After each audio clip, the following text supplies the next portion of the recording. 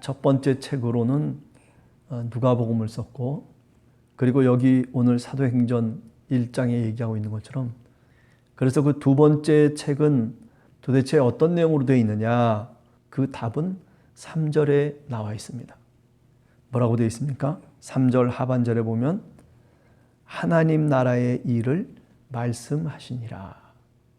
사도행전의 많은 사건과 이야기, 이 모든 것들이 다 뭐냐면 하나님 나라의 일이죠. 그 하나님 나라의 일의 주인공들이 누굽니까? 그것은 바로 사도들이다. 이렇게 얘기할 수 있죠. 사도들도 이제 두 종류의 사도가 이제 나오게 되죠.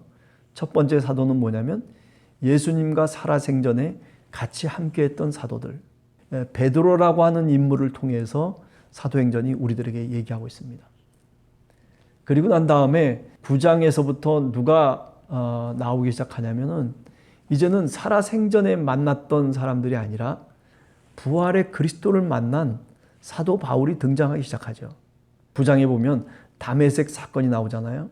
이방인들의 사도로 부름을 받은 사람이 누구냐면 사도 바울이라고 얘기하죠. 다메섹 도상에서 부활하신 그리스도를 만나고 난 다음에 나는 이방인의 사도로 부름을 받았다라고 하면서 이방인들을 향해서 복음을 전파하기 시작하는 거죠. 10장에서는 이제 시몬 베드로가 그죠? 고넬료라고 하는 로마 백부장의 집을, 이방인의 집을 사실은 다시 새롭게 회심시키죠. 사도행전을 이렇게 보면 그래요. 살아생전에 주님과 함께했던 사도들이 밑바탕을 까는 거죠. 그죠? 그래서 10장까지 이제 쭉 밑바탕을 깔고, 그리고 이제 부활의 주님을 만났던 사도 바울이 9장에서부터 10장, 11장, 12장 넘어가면서, 그러면서 이제 후반부는 부활의 주님을 만난 사람들이 어떻게 이방 세계 속에, 그죠? 증인으로 하나님 나라의 일꾼으로 살아가느냐라고 하는 것을 잘 드러내주고 있다. 그렇게 말씀드릴 수가 있는 겁니다. 그러니까 어떤 면에서는 이 사도행전이라고 하는 것이 물론 예루살렘과 온 유대와 사마리아와 땅끝까지 이르러 내 증인들이라고 하는 지역적으로 이렇게 나눠볼 수도 있겠지만은 지상에서 예수님과 함께 살아생전에 함께했던 사람들의 이야기, 그 사람들은 그러니까 이 팔레스틴이라고 하는 이 지역을 벗어나지 못하는 거예요. 그런데 반해서 사도 바울을 부르셔서 그래서 그를 하나님의 종으로, 하나님 나라의 일꾼으로 사용하고 있다. 자, 이렇게 본다면 우리도 이방인으로서 예수 그리스도를 만났어요. 그 예수 그리스도는 성령으로 우리에게 가까이 오셔서 부활의 그리스도를 우리들에게 믿게 하시고, 그리고 예수 그리스도의 삶을 성경의 말씀을 통해서 우리가 읽고 영적으로 만났다라고도 얘기할 수 있는 거죠. 주님과 함께했던 제자들이 예루살렘과 온 유대를 다니면서 주님의 복음을 전한 것처럼 오늘 우리들도 우리 주변에 우리 가까이에 있는 우리 가족들이나 또는 우리의 형제나 자매들에게 그죠? 주님의 복음을 전해야 될 책임이 우리들에게 있는 거죠. 자, 오늘 성경 본문을 이렇게 읽으면서 한두 가지 정도 생각해 보려고 합니다. 첫째는 뭐냐면은 예루살렘을 떠나지 말라라고 하는 거예요. 자, 갈릴리로 다 가 있어요, 지금요. 이제 예루살렘으로 들어가라는 거죠. 예루살렘에 있었을 때 그 제자들의 모습이 어땠습니까? 다 두려움 속에 떨고 있었거든요. 그러니까 그러고 난 다음에 이렇게 예루살렘에 와서 다시 신앙의 공동체를 갈릴리 사람들이, 그죠? 예루살렘에 올 필요가 뭐가 있어요? 그런데도 11절에 보면 갈릴리 사람들아 어찌하여 서서 하늘을 쳐다보느냐. 갈릴리 사람들이거든요. 그 사람들이 예루살렘으로 와서 이제 신앙의 공동체를 주님의 말씀과 명령을 쫓아서 이제 여기서부터 출발하는 거죠. 사실은 예루살렘은 가고 싶지 않은 곳이에요. 부활하신 그리스도께서 약속하신 그 말씀을 쫓아서 사실은 예루살렘으로 간 거죠. 시로도 간 거예요. 그래서 예루살렘을 떠나지 말고 아버지가 약속하신 것을 기다리라. 그렇게 주님이 얘기하고 있습니다. 이 약속하신 것이 뭘까요? 그게 바로 에스겔서 36장이나 또는 에레미야서 31장 같은 데 나오는 그죠? 성령이죠. 성령. 굳어진 마음, 단단한 마음, 우리의 세속적인 마음, 그 마음을 다시 성령께서 부드럽게 바꾸신다는 거죠.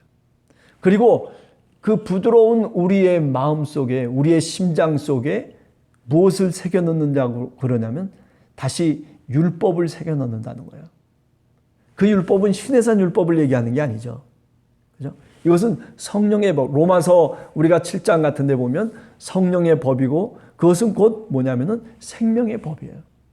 성령의 법이라고까지 얘기하고 있죠. 이제는 바로 성령의 법이 우리 가운데 계셔서 우리의 마음 가운데 주님의 법을 새겨 놓은 거죠.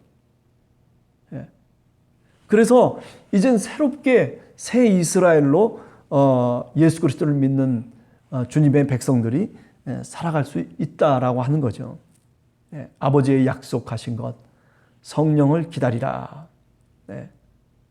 예루살렘을 떠나지 말고 기다리라 그랬어요. 우리가 신앙의 삶을 살아가면서 어떤 때는 기억하고 싶지 않은 장소들이 있죠. 우리가 극복해야 될 어떤 사건이 있다고요. 그것을 극복해 나가야 돼요. 지금 예루살렘을 떠나지 말라고 하는 것은 여러 가지 의미를 우리가 생각해 볼 수 있는 거죠. 십자가 사건이 있었던 장소 아닙니까? 이렇게 본다면 사실은 예루살렘을 떠나지 말라고 하는 이 부활하신 그리스도가 남겨주신 이 명령은 꺼림칙한 그 장소를 극복해내라는 거죠. 그것을 극복해야 된다는 거죠. 어떻게? 성령의 능력으로 기도함을 통해서 극복해 나가야 된다라고 하는 거죠. 따라서 오늘 우리들도 좀 어려움이 있고 좀 내 마음속에 별로 탐탁지 않은 그런 어떤 사건이나 또는 사람이나 또는 그런 기억들이 있다면 그렇다면 그 속에 들어가서 그것을 하나님의 능력으로 극복해내야 돼요. 기도하면서 성령의 능력을 통해서 그것을 극복해내야 되는 거예요. 어떤 사람이 미워요. 어떤 사람이 나를 힘들게 해요. 그러나 그것을 성령의 능력으로 기도하면서 극복해 나가는 거죠. 그걸 원하시는 거죠. 자, 그 다음에 두 번째는 뭐냐면은 성령으로 5절에 보면 세례를 받으라. 그렇게 얘기하고 있어요. 성령의 세례. 이 성령의 세례라고 하는 것은 8절에 보면 오직 성령이 너에게 임하시면 너희가 권능을 받고, 그죠? 예루살렘과 온 유대와 사마리아와 땅끝까지 이르러 내 증인이 되리라. 증인이 되는 삶을 살라는 거예요. 세상 속에서 부활의 증인으로 살라는 거예요. 여러분들이나 저나 부활의 증인으로 살아가면 성령의 권능이 임하는 거예요. 그래요. 성령의 권능이 임해서 부활의 증인으로 살아가지만은 그러나 성령이 임했다는 것을 어떻게 알 수 있어요? 성령 세례를 받았다는 것을 우리가 어떻게 알 수 있어요? 그것은 다른 것 아니에요. 내가 내 입을 열어서 하나님의 나라의 일을 말하고 그리고 복음을 증거하고 그리고 내가 주님의 제자로서 주님의 증인으로서 세상 속에서 빛의 역할을 하고 소금의 역할을 감당하면서 그죠? 그러면서 주님의 백성으로 살아가는 모습을 나타내 보여야 되는 거죠. 그게 부활의 증인이에요. 증인의 삶이 뭐 다른 거 있어요? 오늘 하루 저희들 살아가면서 여러분들이나 저나 우리 함께하는 교회 성도들이 다 증인으로서의 삶을 사시기를 간절히 원합니다.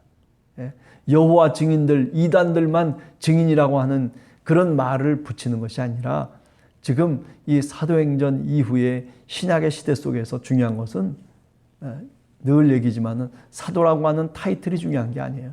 제자라고 하는 타이틀이 중요한 게 아니에요. 중요한 것은 뭐냐면 증인으로 살아가는 겁니다.